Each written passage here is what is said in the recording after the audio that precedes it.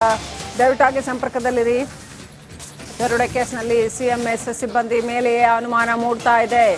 3 CMS ಸಿಬ್ಬಂದಿ ಪೊಲೀಸರ ವಶದಲ್ಲಿದ್ದಾರೆ. CMS ಚಾಲಕ, ಓರ್ವ ಗನ್ಮ್ಯಾನ್ ಹಾಗೂ ಕ್ಯಾಶಿಯರ್ ಮೂವರನ್ನ ಕೂಡ ವಶಕ್ಕೆ ಪಡೆದು ಪೊಲೀಸರು ವಿಚಾರಣೆಯನ್ನು ನಡೆಸ್ತಾ ಇದ್ದಾರೆ. ದರೋಡೆ ಕೇಸ್ನಲ್ಲಿ ಈಗ ಹಣವನ್ನು ಸಾಗಿಸ್ತಾ ಇದ್ದಂತಹ ಸಿಎಂಎಸ್ ವಾಹನದ ಸಿಬ್ಬಂದಿ ಏನಿದ್ದಾರೆ ಅವರ ಮೇಲೆಯೇ ಅನುಮಾನ ಮೂಡ್ತಾ ಇದೆ. 3 ಸಿಬ್ಬಂದಿಯನ್ನ ಪೊಲೀಸರು ವಶಕ್ಕೆ ಪಡೆದಿದ್ದಾರೆ. ಚಾಲಕ, ಗನ್ಮ್ಯಾನ್ ಹಾಗೂ ಕ್ಯಾಶಿಯರ್ ಮೂವರನ್ನು ಕೂಡ ವಶಕ್ಕೆ ಪಡೆದಿದ್ದಾರೆ. ವಶಕ್ಕೆ ಪಡೆದು ವಿಚಾರಣೆಯನ್ನು ನಡೆಸ್ತಾ ಇದ್ದಾರೆ.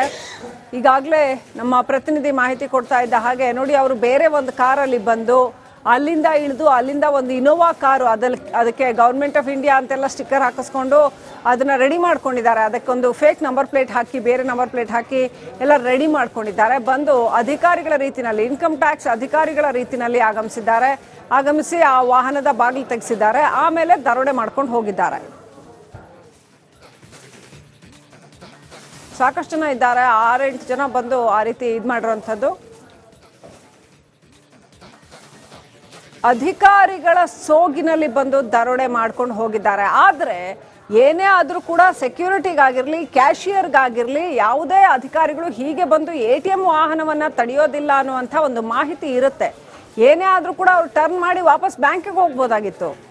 ಅದ್ರ ಬದಲಾಗಿ ಅವ್ರು ಯಾಕೆ ಬಾಗಿಲು ತೆಗೆದ್ರು, ಯಾಕೆ ಅವರು ಅದಕ್ಕೆ ಅವಕಾಶ ಮಾಡಿಕೊಟ್ರು ಅನ್ನುವಂಥ ಪ್ರಶ್ನೆ ಮೂಡುತ್ತೆ. ಕ್ಯಾಶಿಯರ್ಗಂತೂ ಖಂಡಿತವಾಗ್ಲೂ ಗೊತ್ತಿರುತ್ತೆ, ಯಾವುದೇ IT ಆಫೀಸರ್ಸು, ಯಾವುದೇ ಪೊಲೀಸ್ ಆಫೀಸರ್ಸು ಯಾರು ಕೂಡ ATM ವಾಹನವನ್ನ, ಅದರಲ್ಲಿ ಆಲ್ರೆಡಿ ಸೆಕ್ಯೂರಿಟಿ ಇರ್ತಾರೆ, ಬ್ಯಾಂಕಿನ ಕ್ಯಾಶಿಯರ್ ಇರ್ತಾರೆ, ಸಡನ್ ಆಗಿ ಹೀಗೆ ಬಂದು ರಸ್ತೆ ಮಧ್ಯದಲ್ಲಿ ನಿಲ್ಲಿಸೋದಿಲ್ಲ. ಸೊ ನಿಲ್ಲಿಸಿದ್ರೂ ಕೂಡ ವಾಪಸ್ ಟರ್ನ್ ಮಾಡ್ಕೊಂಡು ಬ್ಯಾಂಕಿಗೆ ಹೋಗ್ಬೋದಾಗಿತ್ತು. ಅವರು ಅದೇ ಯಾವ ಬ್ರಾಂಚಿಂದ ಹೊರಟರು ಅಲ್ಲಿ ಹೋಗ್ಬೋದಾಗಿತ್ತು.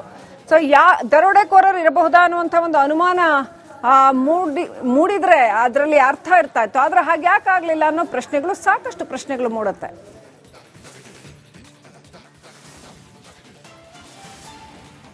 All right, let's get back to Sattar. ಈಗ ಸಾಕಷ್ಟು ಪ್ರಶ್ನೆಗಳು ಮೂಡ್ತಾ ಇದೆ. ಇಡೀ ಪ್ರಕರಣದ ಕುರಿತಾಗಿ ಸಾಕಷ್ಟು ಅನುಮಾನಗಳು ಕೂಡ ಮೂಡ್ತಾ ಇದೆ. ಏನೆಲ್ಲ ಮಾಹಿತಿ ಇದೆ?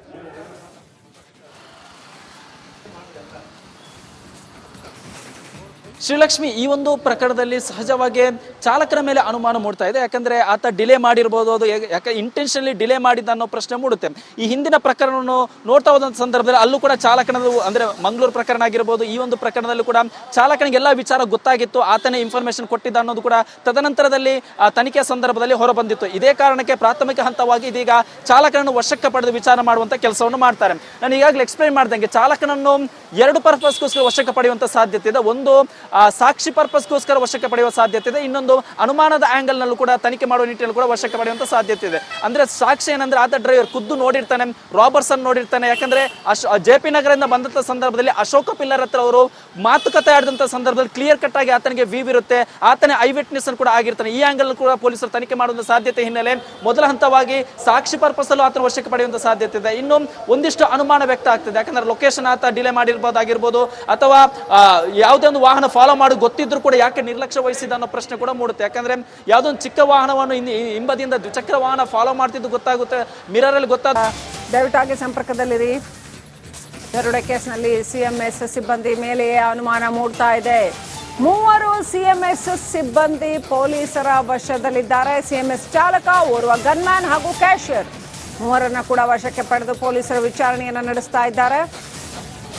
ದರೋಡೆ ಕೇಸ್ನಲ್ಲಿ ಈಗ ಹಣವನ್ನು ಸಾಗಿಸ್ತಾ ಇದ್ದಂತಹ ಸಿಎಂಎಸ್ ವಾಹನದ ಸಿಬ್ಬಂದಿ ಏನಿದ್ದಾರೆ ಅವರ ಮೇಲೆಯೇ ಅನುಮಾನ ಮೂಡ್ತಾ ಇದೆ. 3 ಸಿಬ್ಬಂದಿಯನ್ನ ಪೊಲೀಸರು ವಶಕ್ಕೆ ಪಡೆದಿದ್ದಾರೆ. ಚಾಲಕ, ಗನ್ಮ್ಯಾನ್ ಹಾಗೂ ಕ್ಯಾಶಿಯರ್ ಮೂವರನ್ನು ಕೂಡ ವಶಕ್ಕೆ ಪಡೆದಿದ್ದಾರೆ. ವಶಕ್ಕೆ ಪಡೆದು ವಿಚಾರಣೆಯನ್ನು ನಡೆಸ್ತಾ ಇದ್ದಾರೆ. ಈಗಾಗಲೇ ನಮ್ಮ ಪ್ರತಿನಿಧಿ ಮಾಹಿತಿ ಕೊಡ್ತಾ ಇದ್ದ ಹಾಗೆ ನೋಡಿ, ಅವರು ಬೇರೆ ಒಂದು ಕಾರಲ್ಲಿ ಬಂದು ಅಲ್ಲಿಂದ ಇಳಿದು ಅಲ್ಲಿಂದ ಒಂದು ಇನೋವಾ ಕಾರು ಅದಕ್ಕೆ ಗವರ್ಮೆಂಟ್ ಆಫ್ ಇಂಡಿಯಾ ಅಂತೆಲ್ಲ ಸ್ಟಿಕ್ಕರ್ ಹಾಕಿಸ್ಕೊಂಡು ಅದನ್ನ ರೆಡಿ ಮಾಡ್ಕೊಂಡಿದ್ದಾರೆ. ಅದಕ್ಕೊಂದು ಫೇಕ್ ನಂಬರ್ ಪ್ಲೇಟ್ ಹಾಕಿ, ಬೇರೆ ನಂಬರ್ ಪ್ಲೇಟ್ ಹಾಕಿ ಎಲ್ಲ ರೆಡಿ ಮಾಡ್ಕೊಂಡಿದ್ದಾರೆ. ಬಂದು ಅಧಿಕಾರಿಗಳ ರೀತಿಯಲ್ಲಿ, ಇನ್ಕಮ್ ಟ್ಯಾಕ್ಸ್ ಅಧಿಕಾರಿಗಳ ರೀತಿಯಲ್ಲಿ ಆಗಮಿಸಿ ಆ ವಾಹನದ ಬಾಗಿಲು ತೆಗೆಸಿದ್ದಾರೆ. ಆಮೇಲೆ ದರೋಡೆ ಮಾಡ್ಕೊಂಡು ಹೋಗಿದ್ದಾರೆ. ಸಾಕಷ್ಟು ಜನ ಇದ್ದಾರೆ, 6-8 ಜನ ಬಂದು ಆ ರೀತಿ ಇದು ಮಾಡಿರುವಂಥದ್ದು. ಅಧಿಕಾರಿಗಳ ಸೋಗಿನಲ್ಲಿ ಬಂದು ದರೋಡೆ ಮಾಡ್ಕೊಂಡು ಹೋಗಿದ್ದಾರೆ. ಆದರೆ ಏನೇ ಆದರೂ ಕೂಡ ಸೆಕ್ಯೂರಿಟಿಗಾಗಿರಲಿ, ಕ್ಯಾಶಿಯರ್ಗಾಗಿರಲಿ ಯಾವುದೇ ಅಧಿಕಾರಿಗಳು ಹೀಗೆ ಬಂದು ATM ವಾಹನವನ್ನು ತಡೆಯೋದಿಲ್ಲ ಅನ್ನುವಂಥ ಒಂದು ಮಾಹಿತಿ ಇರುತ್ತೆ. ಏನೇ ಆದರೂ ಕೂಡ ಅವ್ರು ಟರ್ನ್ ಮಾಡಿ ವಾಪಸ್ ಬ್ಯಾಂಕಿಗೆ ಹೋಗ್ಬೋದಾಗಿತ್ತು. ಅದ್ರ ಬದಲಾಗಿ ಅವ್ರು ಯಾಕೆ ಬಾಗಿಲು ತೆಗೆದ್ರು, ಯಾಕೆ ಅವರು ಅದಕ್ಕೆ ಅವಕಾಶ ಮಾಡಿಕೊಟ್ರು ಅನ್ನುವಂಥ ಪ್ರಶ್ನೆ ಮೂಡುತ್ತೆ. ಕ್ಯಾಶಿಯರ್ಗಂತೂ ಖಂಡಿತವಾಗ್ಲೂ ಗೊತ್ತಿರುತ್ತೆ, ಯಾವುದೇ IT ಆಫೀಸರ್ಸು, ಯಾವುದೇ ಪೊಲೀಸ್ ಆಫೀಸರ್ಸು ಯಾರು ಕೂಡ ATM ವಾಹನವನ್ನ, ಅದರಲ್ಲಿ ಆಲ್ರೆಡಿ ಸೆಕ್ಯೂರಿಟಿ ಇರ್ತಾರೆ, ಬ್ಯಾಂಕಿನ ಕ್ಯಾಶಿಯರ್ ಇರ್ತಾರೆ, ಸಡನ್ ಆಗಿ ಹೀಗೆ ಬಂದು ರಸ್ತೆ ಮಧ್ಯದಲ್ಲಿ ನಿಲ್ಲಿಸೋದಿಲ್ಲ. ಸೊ ನಿಲ್ಲಿಸಿದ್ರೂ ಕೂಡ ವಾಪಸ್ ಟರ್ನ್ ಮಾಡ್ಕೊಂಡು ಬ್ಯಾಂಕಿಗೆ ಹೋಗ್ಬೋದಾಗಿತ್ತು. ಅವರು ಅದೇ ಯಾವ ಬ್ರಾಂಚಿಂದ ಹೊರಟರು ಅಲ್ಲಿ ಹೋಗ್ಬೋದಾಗಿತ್ತು. ಸೊ ದರೋಡೆಕೋರರು ಇರಬಹುದಾ ಅನ್ನುವಂಥ ಒಂದು ಅನುಮಾನ ಮೂಡಿದ್ರೆ ಅದರಲ್ಲಿ ಅರ್ಥ ಇರ್ತಾ ಇತ್ತು. ಆದ್ರೆ ಹಾಗೆ ಯಾಕೆ ಆಗ್ಲಿಲ್ಲ ಅನ್ನೋ ಪ್ರಶ್ನೆಗಳು, ಸಾಕಷ್ಟು ಪ್ರಶ್ನೆಗಳು ಮೂಡುತ್ತೆ.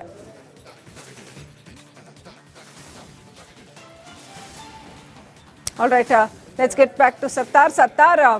ಈಗ ಸಾಕಷ್ಟು ಪ್ರಶ್ನೆಗಳು ಮೂಡ್ತಾ ಇದೆ, ಇಡೀ ಪ್ರಕರಣದ ಕುರಿತಾಗಿ ಸಾಕಷ್ಟು ಅನುಮಾನಗಳು ಕೂಡ ಮೂಡ್ತಾ ಇದೆ. ಏನೆಲ್ಲ ಮಾಹಿತಿ ಇದೆ?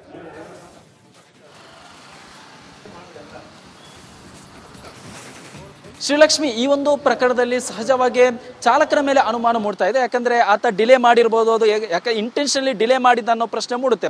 ಈ ಹಿಂದಿನ ಪ್ರಕರಣವನ್ನು ನೋಡ್ತಾ ಹೋದಂಥ ಸಂದರ್ಭದಲ್ಲಿ ಅಲ್ಲೂ ಕೂಡ ಚಾಲಕನದು, ಅಂದ್ರೆ ಮಂಗಳೂರು ಪ್ರಕರಣ ಆಗಿರ್ಬೋದು, ಈ ಒಂದು ಪ್ರಕರಣದಲ್ಲೂ ಕೂಡ ಚಾಲಕನಿಗೆ ಎಲ್ಲ ವಿಚಾರ ಗೊತ್ತಾಗಿತ್ತು, ಆತನೇ ಇನ್ಫಾರ್ಮೇಶನ್ ಕೊಟ್ಟಿದ್ದ ಅನ್ನೋದು ಕೂಡ ತದನಂತರದಲ್ಲಿ ತನಿಖೆ ಸಂದರ್ಭದಲ್ಲಿ ಹೊರಬಂದಿತ್ತು. ಇದೇ ಕಾರಣಕ್ಕೆ ಪ್ರಾಥಮಿಕ ಹಂತವಾಗಿ ಇದೀಗ ಚಾಲಕನನ್ನು ವಶಕ್ಕೆ ಪಡೆದು ವಿಚಾರ ಮಾಡುವಂತ ಕೆಲಸವನ್ನು ಮಾಡ್ತಾರೆ. ನಾನು ಈಗಾಗಲೇ ಎಕ್ಸ್ಪ್ಲೈನ್ ಮಾಡ್ದಂಗೆ ಚಾಲಕನನ್ನು 2 ಪರ್ಪಸ್ಗೋಸ್ಕರ ವಶಕ್ಕೆ ಪಡೆಯುವಂತ ಸಾಧ್ಯತೆ ಇದೆ. ಒಂದು ಸಾಕ್ಷಿ ಪರ್ಪಸ್ಗೋಸ್ಕರ ವಶಕ್ಕೆ ಪಡೆಯುವ ಸಾಧ್ಯತೆ ಇದೆ, ಇನ್ನೊಂದು ಅನುಮಾನದ ಆಂಗಲ್ ನಲ್ಲೂ ಕೂಡ ತನಿಖೆ ಮಾಡುವ ನಿಟ್ಟಿನಲ್ಲಿ ಕೂಡ ವಶಕ್ಕೆ ಪಡೆಯುವಂತ ಸಾಧ್ಯತೆ ಇದೆ. ಅಂದ್ರೆ ಸಾಕ್ಷಿ ಏನಂದ್ರೆ ಆತ ಡ್ರೈವರ್ ಖುದ್ದು ನೋಡಿರ್ತಾನೆ, ರಾಬರ್ಸ್ ಅನ್ನು ನೋಡಿರ್ತಾನೆ. ಯಾಕಂದ್ರೆ JP ನಗರದಿಂದ ಬಂದಂತ ಸಂದರ್ಭದಲ್ಲಿ ಅಶೋಕ ಪಿಲ್ಲರ್ ಹತ್ರ ಅವರು ಮಾತುಕತೆ ಆಡಿದಂತ ಸಂದರ್ಭದಲ್ಲಿ ಕ್ಲಿಯರ್ ಕಟ್ ಆಗಿ ಆತನಿಗೆ ವ್ಯೂ ಇರುತ್ತೆ, ಆತನೇ ಐ ವಿಟ್ನೆಸ್ ಅನ್ನು ಕೂಡ ಆಗಿರ್ತಾನೆ. ಈ ಆಂಗಲ್ ಕೂಡ ಪೊಲೀಸರು ತನಿಖೆ ಮಾಡುವಂತ ಸಾಧ್ಯತೆ ಹಿನ್ನೆಲೆ ಮೊದಲ ಹಂತವಾಗಿ ಸಾಕ್ಷಿ ಪರ್ಪಸ್ ಅಲ್ಲೂ ಆತನ ವಶಕ್ಕೆ ಪಡೆಯುವಂತ ಸಾಧ್ಯತೆ ಇದೆ. ಇನ್ನು ಒಂದಿಷ್ಟು ಅನುಮಾನ ವ್ಯಕ್ತ ಆಗ್ತಿದೆ, ಯಾಕಂದ್ರೆ ಲೊಕೇಶನ್ ಆತ ಡಿಲೇ ಮಾಡಿರ್ಬೋದಾಗಿರ್ಬೋದು, ಅಥವಾ ಯಾವುದೇ ಒಂದು ವಾಹನ ಫಾಲೋ ಮಾಡಿ ಗೊತ್ತಿದ್ರು ಕೂಡ ಯಾಕೆ ನಿರ್ಲಕ್ಷ್ಯ ವಹಿಸಿದ ಅನ್ನೋ ಪ್ರಶ್ನೆ ಕೂಡ ಮೂಡುತ್ತೆ. ಯಾಕಂದ್ರೆ ಯಾವುದೊಂದು ಚಿಕ್ಕ ವಾಹನವನ್ನು ಹಿಂಬದಿಯಿಂದ ದ್ವಿಚಕ್ರ ವಾಹನ ಫಾಲೋ ಮಾಡ್ತಿದ್ದು ಗೊತ್ತಾಗುತ್ತೆ, ಮಿರರ್ ಅಲ್ಲಿ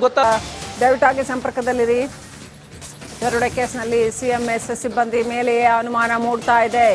3 CMS ಸಿಬ್ಬಂದಿ ಪೊಲೀಸರ ವಶದಲ್ಲಿದ್ದಾರೆ. CMS ಚಾಲಕ, ಓರ್ವ ಗನ್ಮ್ಯಾನ್ ಹಾಗೂ ಕ್ಯಾಶಿಯರ್, ಮೂವರನ್ನ ಕೂಡ ವಶಕ್ಕೆ ಪಡೆದು ಪೊಲೀಸರು ವಿಚಾರಣೆಯನ್ನು ನಡೆಸ್ತಾ ಇದ್ದಾರೆ. ದರೋಡೆ ಕೇಸ್ನಲ್ಲಿ ಈಗ ಹಣವನ್ನು ಸಾಗಿಸ್ತಾ ಇದ್ದಂತಹ CMS ವಾಹನದ ಸಿಬ್ಬಂದಿ ಏನಿದ್ದಾರೆ ಅವರ ಮೇಲೆಯೇ ಅನುಮಾನ ಮೂಡ್ತಾ ಇದೆ. 3 ಸಿಬ್ಬಂದಿಯನ್ನ ಪೊಲೀಸರು ವಶಕ್ಕೆ ಪಡೆದಿದ್ದಾರೆ. ಚಾಲಕ, ಗನ್ಮ್ಯಾನ್ ಹಾಗೂ ಕ್ಯಾಶಿಯರ್ ಮೂವರನ್ನು ಕೂಡ ವಶಕ್ಕೆ ಪಡೆದಿದ್ದಾರೆ. ವಶಕ್ಕೆ ಪಡೆದು ವಿಚಾರಣೆಯನ್ನು ನಡೆಸ್ತಾ ಇದ್ದಾರೆ. ಈಗಾಗಲೇ ನಮ್ಮ ಪ್ರತಿನಿಧಿ ಮಾಹಿತಿ ಕೊಡ್ತಾ ಇದ್ದ ಹಾಗೆ ನೋಡಿ, ಅವರು ಬೇರೆ ಒಂದು ಕಾರಲ್ಲಿ ಬಂದು ಅಲ್ಲಿಂದ ಇಳಿದು ಅಲ್ಲಿಂದ ಒಂದು ಇನೋವಾ ಕಾರು, ಅದಕ್ಕೆ ಗವರ್ಮೆಂಟ್ ಆಫ್ ಇಂಡಿಯಾ ಅಂತೆಲ್ಲ ಸ್ಟಿಕ್ಕರ್ ಹಾಕಿಸ್ಕೊಂಡು ಅದನ್ನ ರೆಡಿ ಮಾಡ್ಕೊಂಡಿದ್ದಾರೆ. ಅದಕ್ಕೊಂದು ಫೇಕ್ ನಂಬರ್ ಪ್ಲೇಟ್ ಹಾಕಿ, ಬೇರೆ ನಂಬರ್ ಪ್ಲೇಟ್ ಹಾಕಿ ಎಲ್ಲ ರೆಡಿ ಮಾಡ್ಕೊಂಡಿದ್ದಾರೆ. ಬಂದು ಅಧಿಕಾರಿಗಳ ರೀತಿನಲ್ಲಿ, ಇನ್ಕಮ್ ಟ್ಯಾಕ್ಸ್ ಅಧಿಕಾರಿಗಳ ರೀತಿನಲ್ಲಿ ಆಗಮಿಸಿ ಆ ವಾಹನದ ಬಾಗಿಲು ತೆಗೆಸಿದ್ದಾರೆ. ಆಮೇಲೆ ದರೋಡೆ ಮಾಡ್ಕೊಂಡು ಹೋಗಿದ್ದಾರೆ. ಸಾಕಷ್ಟು ಜನ ಇದ್ದಾರೆ, 6-8 ಜನ ಬಂದು ಆ ರೀತಿ ಇದು ಮಾಡಿರುವಂಥದ್ದು. ಅಧಿಕಾರಿಗಳ ಸೋಗಿನಲ್ಲಿ ಬಂದು ದರೋಡೆ ಮಾಡ್ಕೊಂಡು ಹೋಗಿದ್ದಾರೆ. ಆದರೆ ಏನೇ ಆದರೂ ಕೂಡ ಸೆಕ್ಯೂರಿಟಿಗಾಗಿರಲಿ, ಕ್ಯಾಶಿಯರ್ಗಾಗಿರಲಿ ಯಾವುದೇ ಅಧಿಕಾರಿಗಳು ಹೀಗೆ ಬಂದು